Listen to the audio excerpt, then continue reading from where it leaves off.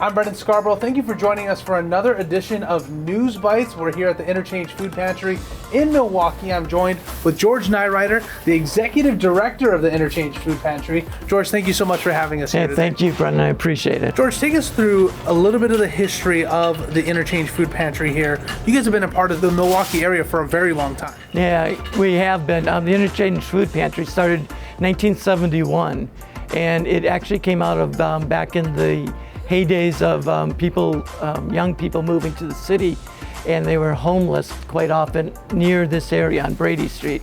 And so it began by helping them find a place to stay, but then they started giving food to them too. And that's how the food pantry was born. One of the big things with any food pantry, any nonprofit, and we see them walking around right now, the volunteers. Tell us a little bit about what volunteerism looks like here at the Interchange Food Pantry. Volunteerism here is really a lot of dedication from our volunteers. We have a smaller group of volunteers a lot of times than most other pantries maybe, because so many of them come in 2-3 times a week. What does the pantry efforts look like today?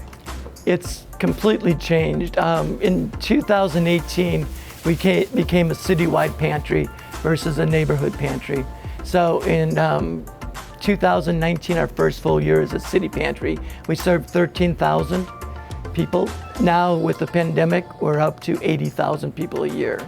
And we also opened up a couple of other locations. So we have 3 locations, both in the food deserts of Milwaukee. We also have, what's really great is about 2 of our programs. One is our fresh fruits and vegetable program. It's where we purchase almost all of our fruits and vegetables because we believe in giving them first quality fruits and vegetables that they like to eat, culturally specific, and year-round. You guys have been having a lot of guests here, growing even more in the last few years. What is some of the things that they're saying when they come to visit? Like you said, you guys are in some food deserts. They're not able to get fresh produce in some of those areas. Right, that's the number one reason why people come here. And it's almost tied with the compassion that our volunteers provide too, because they feel very comfortable coming here.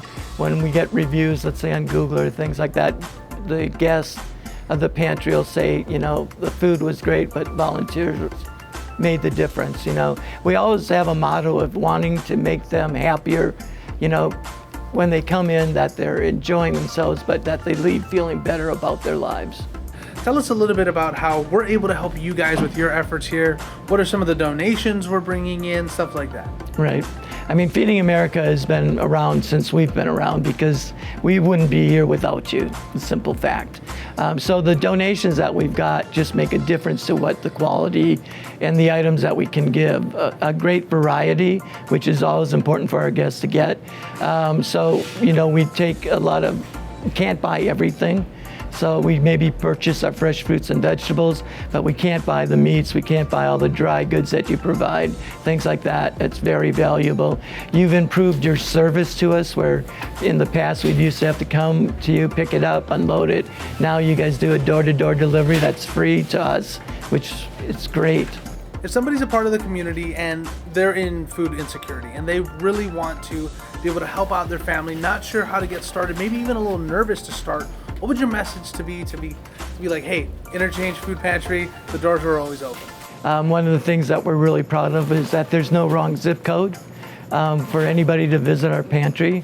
You're going to be greeted with a kind, warm hello, how are you? And you're going to be provided really good food, fresh, quality food. And there's no shame in coming to a pantry.